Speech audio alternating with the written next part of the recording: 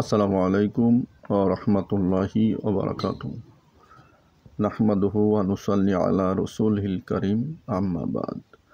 আউযু বিল্লাহি মিনাশ শাইতানির রাজিম। বিসমিল্লাহির রহমানির রহিম। প্রিয় বন্ধুরা,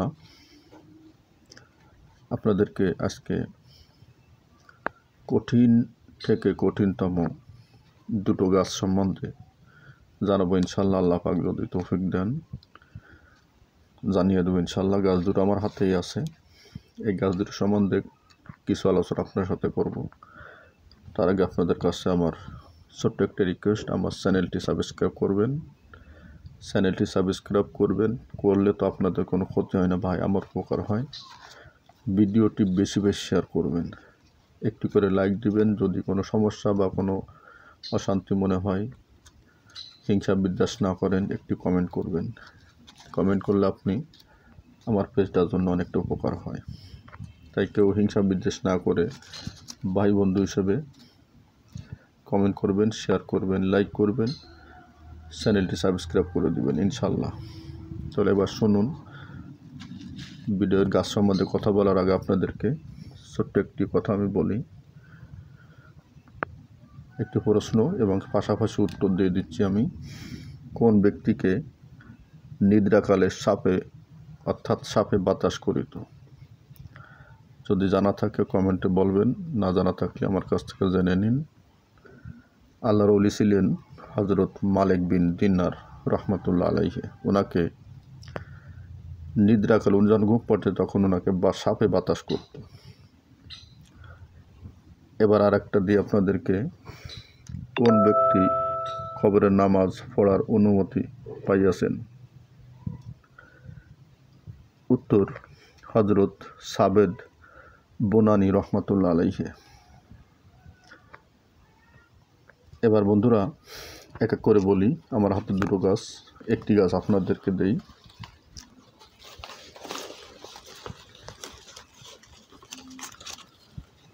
অনেক ভাই আমাকে বলেন যে ভাই দাঁতের সমস্যায় ভুগি। আমি আপনাদেরকে ভালো করে দেখায় দিই। এই যে গাছটি দেখছেন, এই গাছটি হচ্ছে আপনার কালো জাম গাছের একটি ডাল, নতুন একটি ডাল আমি তুলে নিয়ে আসছি। অনেকে চিনেন, অনেকের বাড়িতে আছে, কিন্তু যে কী ক্ষমতা আল্লাহ দিয়েছেন তা আপনারা হয়তো জানেন না।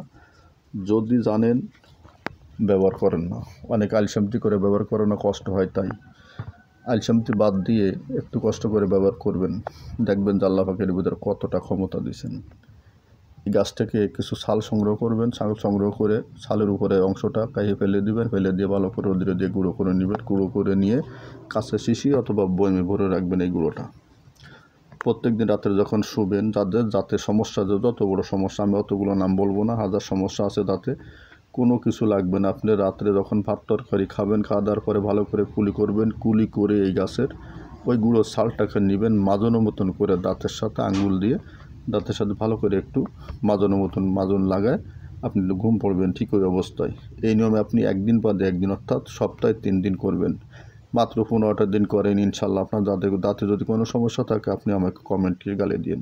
কিন্তু ব্যবহার না করে ভাই কেউ গালি দিবেন না, ব্যবহার করে গালি দিবেন। যদি কারো আমের সমস্যা থাকে এই পাতাটি নেবেন, ভালো করে রস করবেন। 4-5টা পাতা নেবেন, রস করবেন, ভালো করে সেঁকে খেয়ে নেবেন সকালে বাসি পেটে। 3 দিন খান। 3 দিন পরে যদি আপনার 4 চামচ ও 2 চামচ করে 3 দিনে 6 চামচ খাওয়া যদি না কমে আমাকে কমেন্টে গালি দিন। খান, একটু কষ্ট করে খান, ইনশাল্লাহ দেখবেন যে কমে গেছে। খালি আপনার ওই আম নয়, পেটে যাবতীয় সমস্যা আছে, গ্যাসের সমস্যা, আম্বলের সমস্যা আছে, বুকে ব্যথা আছে, পেটে ব্যথা আছে, ইনশাল্লাহ সর্বদিক দিয়ে উপকার হবে। আপনি ব্যবহার করে দেখেন। এই একটা দুটো বললাম, যাদের ডায়াবেটিস আছে তাদের জন্য বিশাল উপকার করে। খাবেন, না খাইলে কিন্তু বুঝবেন না গাছের কী ক্ষমতা আল্লাহ দিয়েছেন। এটা সংক্ষেপ করলাম, পরবর্তীটা আপনাকে দেখিয়ে দিচ্ছি। এই গাছটা হচ্ছে আপনার, অনেকে চিনতে পারেন, এটা হচ্ছে পিপুল, জঙ্গি পিপুল বলা, অর্থাৎ পিপুল আমরা গ্রাম ভাষায় বলি পিপুল, জঙ্গল গাছ। এই গাছটার কী ক্ষমতা জানেন? যাদের